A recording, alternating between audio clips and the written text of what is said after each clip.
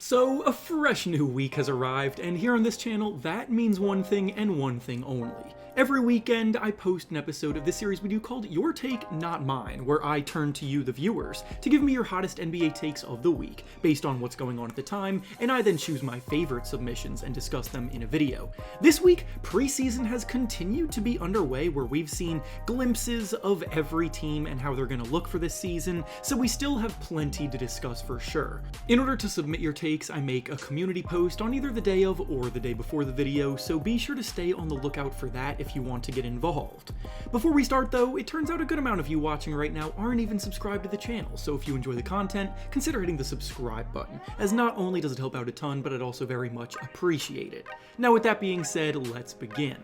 The first take we'll be discussing today comes to us from Sarge, and he says that Jonathan Kuminga will take a leap this season to become a fringe all-star for the Warriors. The Warriors offseason saw quite a big change go down this summer as they allowed longtime star shooting guard Klay Thompson to leave in free agency after years of success together at the height of their powers. Ever since winning a championship in 2022, the Warriors have been steadily trending in the wrong direction, but Steph Curry has still shown that he is an elite scoring threat, so their priority should still be on contending, but their actions haven't really demonstrated that. While allowing Klay Thompson to leave wasn't necessarily a bad decision by any means, they didn't quite make any notable splashes to boost themselves as a group, with their most notable signings being Kyle Anderson, Buddy Hield, and DeAnthony Melton. All three of those players can play a role in a rotation and can be effective in those roles, but this is a Warriors team that missed the playoffs entirely last year,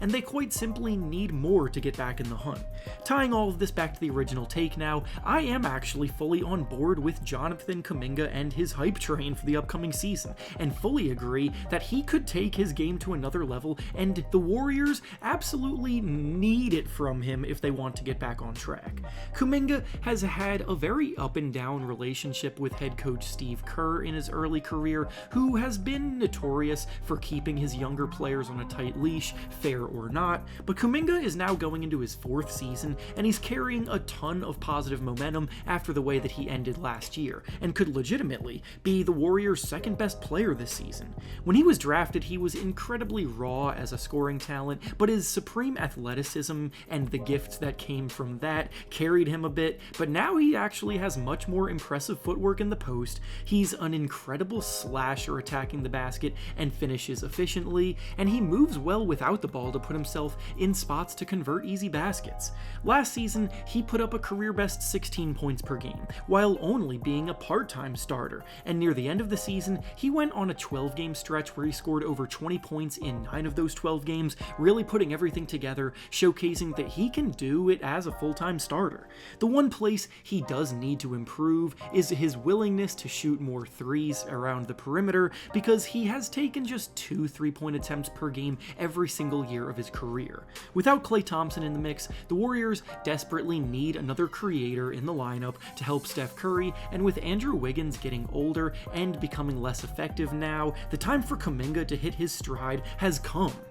The next take we'll be discussing today comes to us from Davey, and he says that Josh Giddey is about to be better for the Chicago Bulls than Lonzo Ball ever was. Josh Giddey has been in the headlines for a lot of different reasons over the last year, but strictly sticking to basketball reasons, he got traded to Chicago this offseason to fill a huge need for the team. The reason that this take is coming about is because Lonzo Ball was originally brought to the team in 2021 for a pretty similar purpose, and that season the Bulls were clicking on all cylinders with Lonzo in the lineup. In the first half of that season, the Bulls were actually the 1 seed in the Eastern Conference, with newcomer DeMar DeRozan at the time also playing like an MVP candidate. But then Lonzo's knee injury started to flare up, and coincidentally, the Bulls were never the same in the second half of that season without Lonzo, as they dipped down to the 6th seed and ended up losing in the first round of the playoffs. I think because of the fact that it's been over 2 years since Lonzo Ball has been on the court, people forget just how impactful he really was becoming.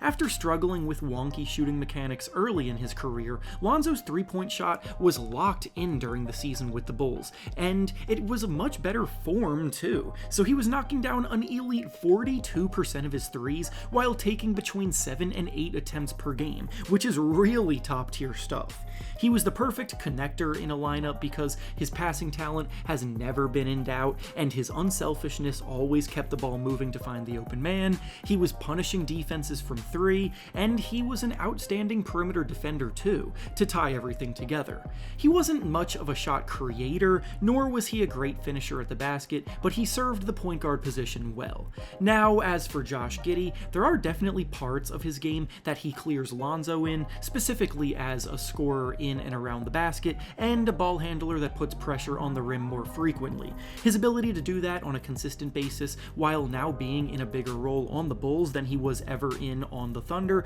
will allow his passing talent to shine. However, if he really wants to impact winning at the highest level, he desperately needs to become more of a threat from beyond the arc. In the playoffs, the opposing team's game plan oftentimes was just to allow Giddey to shoot threes and sag off intentionally from him, because he has yet to make more than 33% of his threes in a season, which is a below league average mark, and he doesn't even take them in that big of volume, taking about 2 to 3 per game. And finally, the last take we'll be discussing today comes to us from Michael, and he says that the Suns, thanks to the addition of Tyus Jones, are going to be a top 3 seed in the West this season. If you were to hear this take 1 year ago, there would be absolutely nothing hot about it, because the Suns entered last season with pretty lofty championship or bust expectations. However, after a season of disappointment, inconsistency, and unreliable production that resulted in them finishing 6th in the Western Conference standings, only to promptly then be swept in the first round of the playoffs by the Timberwolves, they have now fallen way under the radar, and I haven't really seen anyone talking about them as contenders anymore. That may be perfect for them though, because they had a surprisingly good offseason and have the pieces now to take that next step. Last year, head coach Frank Vogel's scheme came under heavy fire, and he was promptly fired after their elimination. With new coach Mike Budenholzer, they have a defensive identity that can be more sustainable, and even though preseason is meant to be taken with a grain of salt, their offense looks way more fluid. Coaching can be a big part of the Suns putting it together, but one of the team's biggest issues last season was also the fact that they had 0 true point guards on their roster to make the lives of their score-first big three of Devin Booker, Kevin Durant, and Bradley Beal easier. And now, this year, they have Tyus Jones, who has been one of the most underrated point guards in the league for years. Tyus used to fill in for Ja Morant seamlessly when he would miss time in Memphis, and last season in Washington he dished out a career-high 7.3 assists per game, shooting 41% from 3 in his first year as a full-time starter. Positionless basketball may be growing as a philosophy in the NBA, but that doesn't mean that you can ignore the importance of certain skill sets that are necessary to balance out a rotation, and while guys like Devin Booker and Bradley Beal are capable of handling the ball, the offense still needs a natural playmaker to keep things running smoothly. Obviously, the Western Conference is loaded with teams like the Thunder, Timberwolves, Nuggets, and Mavericks gunning for the top seeds, but I would not sleep on the Suns creeping into that tier by any means, as long as they can stay healthy. And with that being said, that's all I have for you today. Make sure to like the video, subscribe to the channel, and comment down below what you think about the takes discussed. Thanks for watching, and I'll see you all next time.